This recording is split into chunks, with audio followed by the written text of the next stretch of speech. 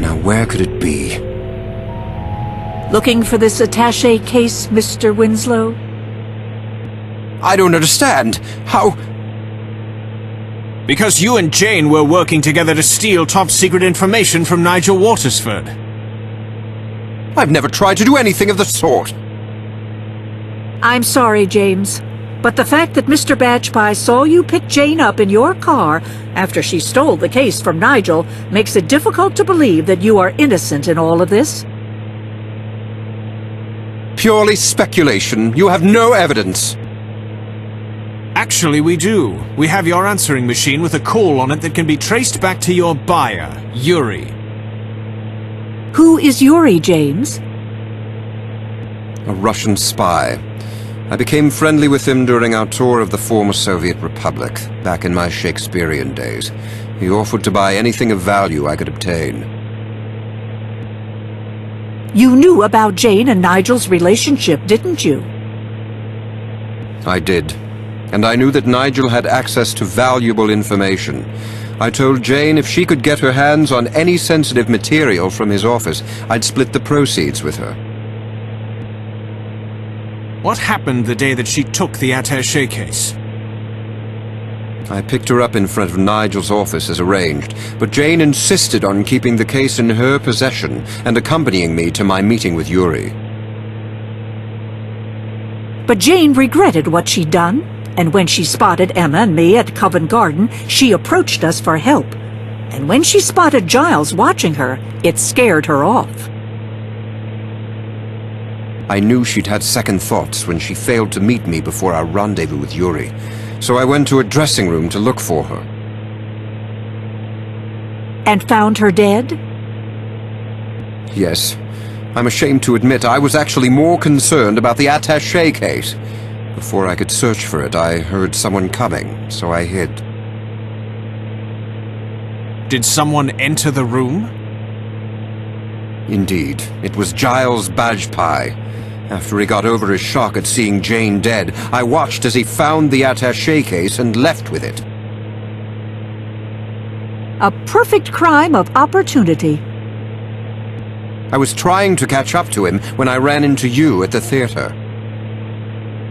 Mr. Winslow, you're under arrest for breaking and entering, espionage charges, and very possibly murder. Emma, it's me, Jessica. Do you know if Jane ever changed her name to Winslow after she married James? I see. I'm going to need your help with something.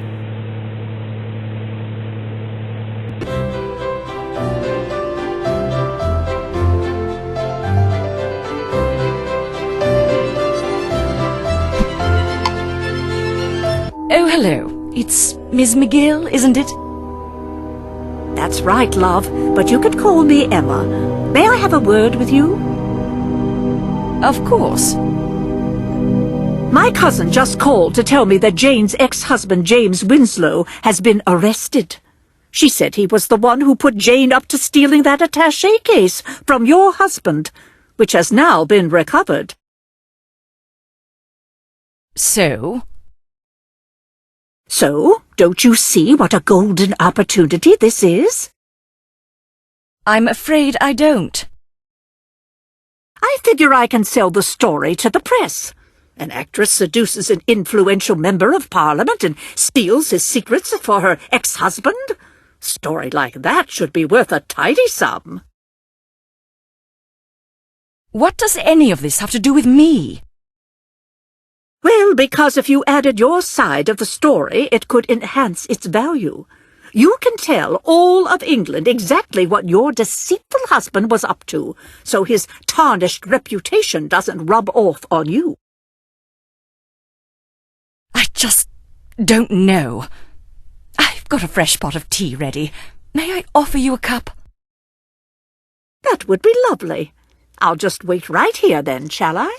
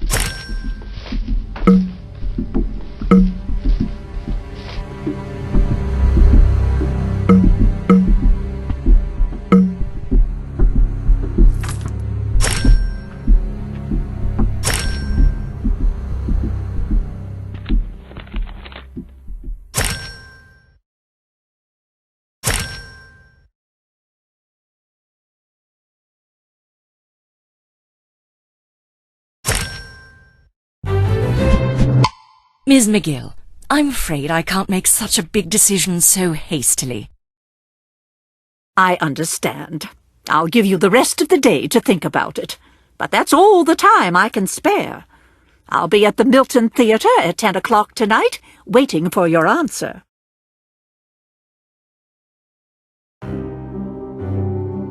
Good evening, Mrs. Watersford. Thank you for coming. Ms. McGill asked me to meet her here. Actually, I was the one who wanted to talk to you. Emma merely arranged it so that you'd come. Talk to me? About what? About why you murdered Jane Drury? You must be joking. I'm not. The key was the handkerchief we found next to Jane's body. At first I assumed it was Jane's. After all, her most recent ex-husband's name is Winslow. But Emma confirmed for me that Jane never took James Winslow's last name and never had the initials J.W. So? So, once I realized that your name, Tina, was short for Justina, it made sense who had dropped the handkerchief in Jane's dressing room. And what other reason would you, Justina Watersford, have to be there except to confront the woman who was having an affair with your husband? This is absurd. I'm not the only person with the initials J.W. It's obvious that James Winslow was the one who killed Jane. He was jealous of her affair with my husband. I'm not so sure of that, Mrs. Watersford. I have one last thing to check.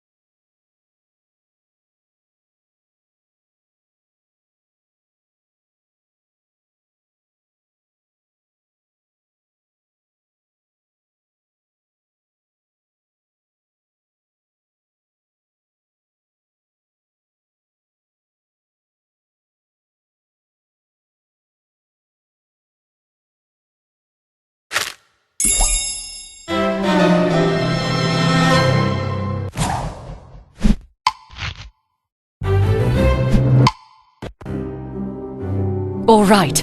It's true. I was here because Giles told me that Nigel was having a relationship with Jane, and I wanted to put a stop to it. We argued, and then Jane said something that sent me right over the edge. What did she say?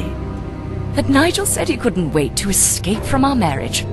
It confirmed what I had suspected for some time. But having this other woman throw it in my face made me lose all control, and I strangled her. And when you realized she was dead, you tried to make the scene look like a suicide. You didn't know that first James and then Giles would come into the dressing room afterwards and find her dead. I certainly didn't know they'd find her and then act like such fools to make themselves look guilty. And when each were arrested, well, neither would have been much missed. That doesn't justify letting them take the blame for a murder you committed. Maybe not, but with everything I have at stake, I'm not about to let that get in the way. And I'm not about to let you expose me as a murderer either. That's enough, Mrs. Watersford. Did you hear it all? Every last word. Mrs. Watersford, you're under arrest for the murder of Jane Drury. Let's go. Poor Jane. If only she'd been able to sit down and talk to us that day in Covent Garden. I know. Would things have turned out differently if she hadn't been scared off by the sight of Giles' badge pie? We'll never know for sure. I'm glad you were able to stay for Jane's memorial service. So am I. It was lovely. Jane will certainly be missed. But not forgotten. I've spoken with several of my friends in the West End. We're starting a scholarship fund in Jane's memory to help aspire